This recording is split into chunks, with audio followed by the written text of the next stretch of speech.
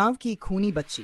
एक छोटे से भारतीय गांव में, जहां हर कोना शांति और सादगी से भरा हुआ था, वहां एक रहस्यमयी बच्ची का जन्म हुआ। इस बच्ची का नाम था अनुष्का। अनुष्का दिखने में मासूम और प्यारी थी, लेकिन उसकी आंखों में एक अजीब सी चमक थी जो किसी को भी बेचैन कर देती थी। गांव वाले अनुष्का से दूर रहने लगे जब अजीब घटनाएं शुरू हुईं। जिन लोगों ने उसे परेशान किया या उससे दुर्व्यवहार किया, वे अगले दिन रहस्यमय तरीके से मरे हुए पाए गए। कभी कुएं में गिरकर मौत, तो कभी खेत में जले हुए शव। अनुष्का का व्यवहार भी अजीब था। वह अक्सर सुनसान जगहों पर अकेले खेलती थी और अपने गुमसुम खिलौनों से बात करती थी। उसकी माँ कहती थी कि अनुष्का रात को नींद में किसी से बातें करती थी, जैसे कोई उसे निर्देश दे रहा हो।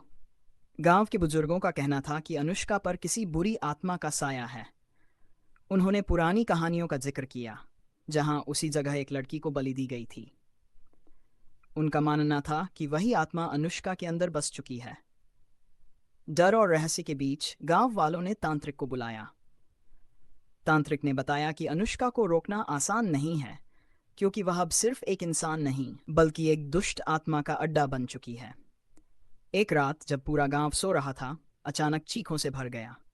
अनुष्का की हंसी गूंज रही थी और गांव में आग लग चुकी थी। उस रात के बाद अनुष्का और कई गांव वाले लापता हो गए। आज भी लोग कहते हैं कि उस गांव में रात के समय एक छोटी लड़की की हंसी सुनाई देती है। कोई नहीं जानता कि अनुष्का अब कहाँ है, लेकिन जो भी उस गांव के खंडहरों के पास जाता है वो कभी वापस नहीं आता। क्या अनुष्का सचमुच शापित थी, या ये किसी की रची हुई साजिश थी?